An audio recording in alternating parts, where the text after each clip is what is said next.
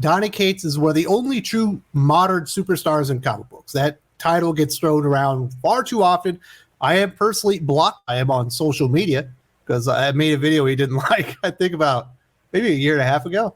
He was not happy with that. Although in retrospect, I probably should have covered a little bit differently, but we're not here looking backwards. We're looking forwards.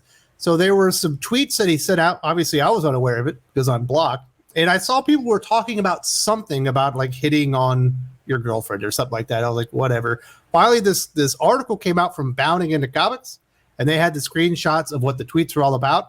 And interestingly enough, at least at first, I was like, yeah, I kind of agree with where Donny Cates is coming from here. He's got some good solid points. I think he also maybe amplifies some things about himself within these tweets that I think are very interesting that I'm going to talk about. But he kind of goes off the reservation here by the end. Like, he definitely loses me as somebody that's reading. It's like, oh, yeah. And then I'm like, how did you get here? So let's talk about these Donny Cates tweets, the stuff I agree with, and some of the stuff that I think is more enlightening than I think he would have liked to been letting on. Initially, Donny responds to a user who tweets, "It's creepy when any dude talks about your wife's appearance in any way. There's no such thing as a nice compliment about your wife's looks." Donny Cates responded, "Oh, I disagree, but it's very situational and had to be in good faith. Like, I think if a good friend, male or female, that you both know and trust tells your wife that she looks pretty in a dress or that her outfit looks great or whatever, it's totally appropriate."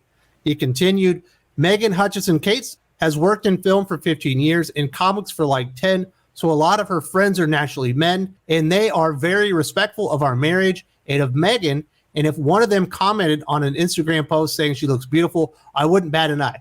I can tell you right now, my wife happens to be a bit of a looker. Shockingly, I know you can't see it, but my wife is actually quite attractive.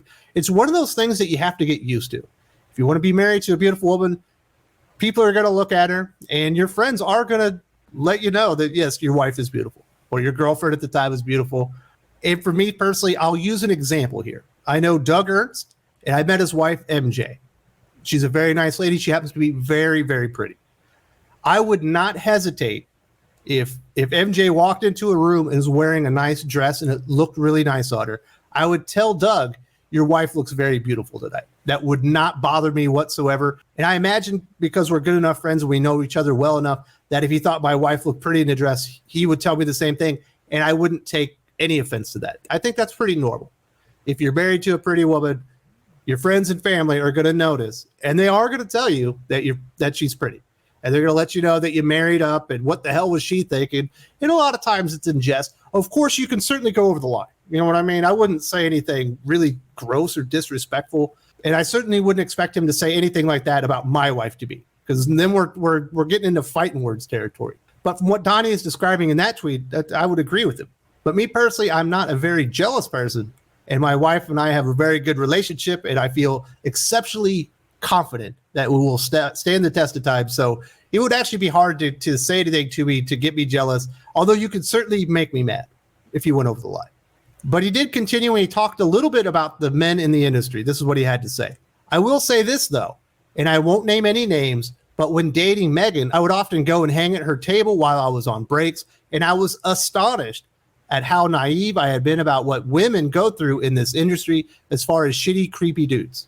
There are absolutely a lot of creepy motherfuckers out there. There's no denying that. That's something that absolutely comes with the territory if you're dating someone that is very attractive or very nice or very funny.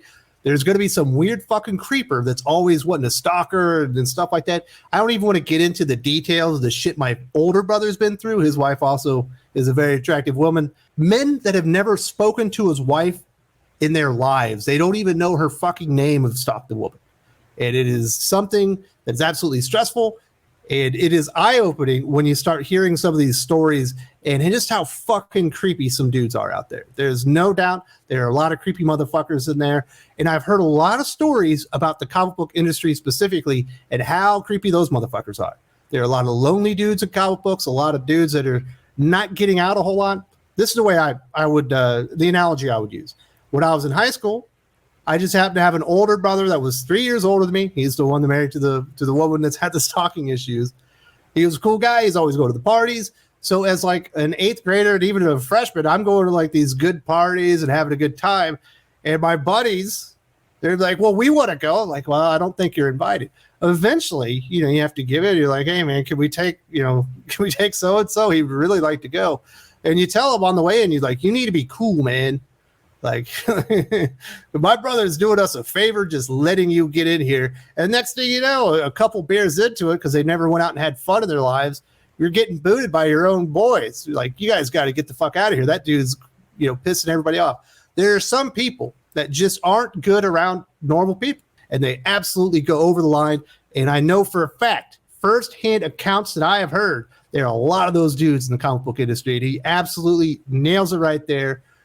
I was astonished when I heard some of the stories about these motherfuckers. They are absolute creepers to the bone. And he makes a great point there. But he has more to say. This is where he starts to go over the edge or kind of lose the plot, in my opinion. And these days, Megan Hutchinson, Kate, and I don't really have to deal with this anymore. It died down a lot when we publicly came out as a couple. And that's good that they backed off. But it's so fucked up that these guys only backed off once they knew she was with someone with power.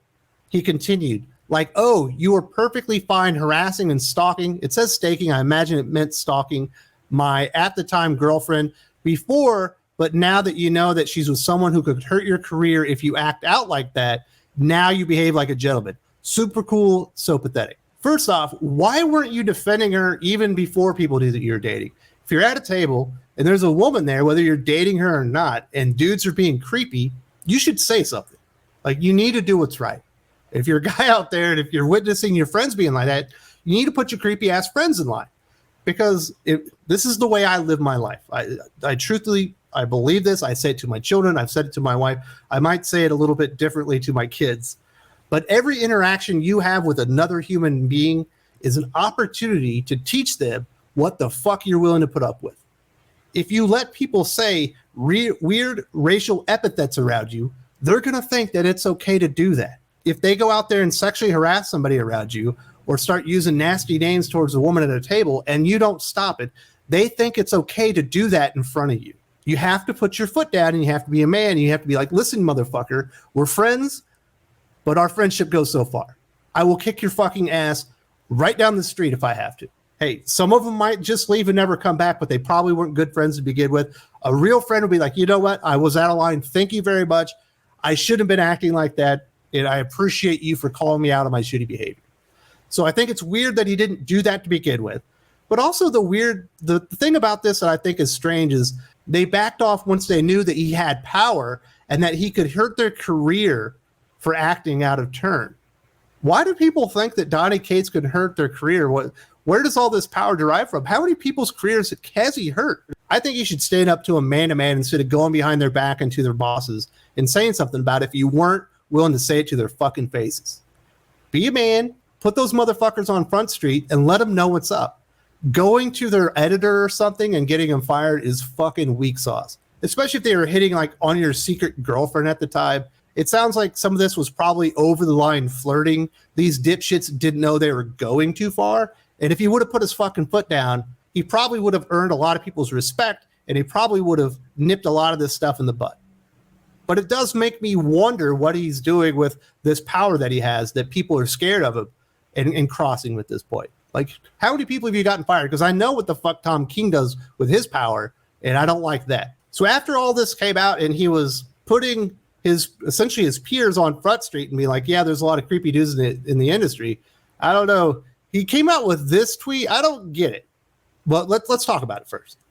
Anyway, I woke up today with a bunch of CG incels sending me dozens of DMs on Instagram, telling me and showing me with Photoshop pictures of her all the things that they want to do to her. And I know they never will. It's just them trying to get a rise out of me. But yeah, this is a really weird tweet because it all of a sudden it takes like a right angle. Like, how did we go that direction? You were talking about a real problem in the comic book industry, and now you're saying the real problem is Comicsgate incels. I imagine he's using the CG incels as like a generic pejorative just to talk about maybe comic fans that he doesn't like. But once you throw the little Comicsgate part into it, you're changing the discussion. And of course, you're throwing something in there that people are going to ignore the good points that you were making and only concentrate on that, because now you're criticizing like thousands of comic book fans that associate with Comicsgate.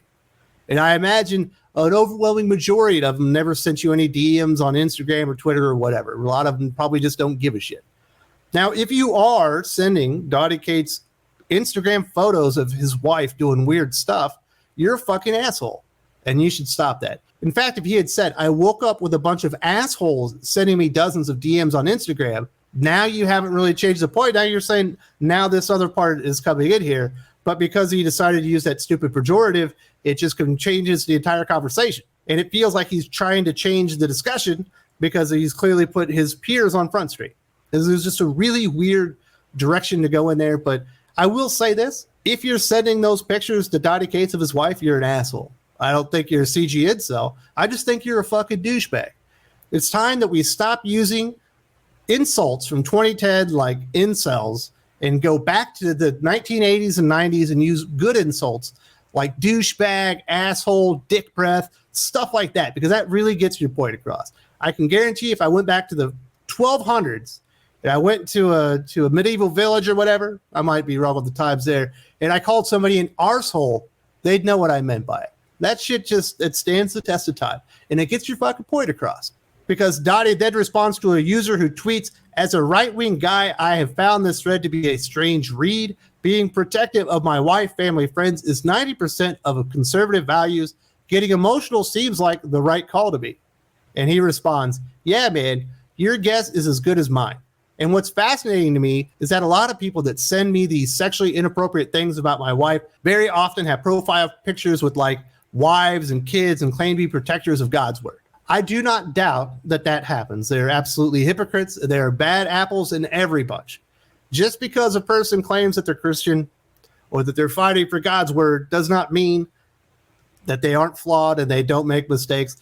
If you are a Christian and it says in your profile that you're fighting for the word of God and you're sending people weird DMs of their wives with, rubber cocks in their mouths, you're a shithead. And that's all there is to it. But certainly there is hypocrisy on every side of the aisle. I don't know why there's that weird stigmatism with Christians that we're all supposed to be perfect. Certainly not the case. We are all learning and trying to be more perfect every single day, but it is certainly an endeavor, if you are a Christian, that you realize you will never achieve. But if you are unwilling to admit when you're wrong and try to be better every single day, you will never get any closer. If you're doing that, admit you were wrong and stop fucking doing it, because you're an asshole. He does continue. Look, as much as the internet has latched onto how Megan and I dress or whatever, we aren't Satanists. And we're both very okay with people who has a religious connection. Literally, two of my best friends on earth are devout Christians. I'll be honest, I've certainly heard that rumor before. And there certainly are some pictures with some symbols in there that make you think that there might be some validity to it. You've never heard me talk about it here on the channel because it has literally nothing to do with his comic book writing. If there were influences on that, and I thought it was changing the way he was doing his stories as he was trying to be subversive with certain things about stuff like that, I would have mentioned it, but it literally, there's no reason to ever talk about it. I say people can do whatever the fuck they want in their own time. It's none of my business. You can believe what you want. You can say what you want. Once it starts crossing into the comic books, then you're talking to them. That's when you're in my world. And then we're going to talk about it. So I have heard that rumor, and he apparently has put it to rest. He's not a Satanist. His wife is not a Satanist. And I'm glad that they have good friends that are Christians. And I certainly will be praying that they find God's word, whether it happens or not. We shall see how it goes. Only time will tell. But I do appreciate them coming out and clearing the record on that one and letting people know that just because you believe in God or you're a Christian does not mean you're bad Donny Cates' book. So I say that was good on him. So it's a weird set of tweets. It starts out, I'm right there with you, Donny. And I'm like, okay, now we're getting strange. Like, why didn't you do this? And then it's like, all right, now you're just changing the directions. Like, what conversation are you even having anymore? I guess a lot of people were talking about this. Like I said, I didn't really see much about it. I know people were talking about something. I will say this, Donny Cates, if you are at a comic book table and there are people harassing a woman there, even if you're not dating her in secret, put your foot down and tell them to fucking stop. It's not cool. I did mention earlier that I made a video that if I could go back in time, I would change a little bit. I don't think I was completely fair to Donny on this one, But I'll show it to you now. This is an oldie but goodie. Definitely check this out. There's some things I would change about it, but for the most part, I think I was making a pretty good point. Please excuse your hair and the terrible audio and picture quality.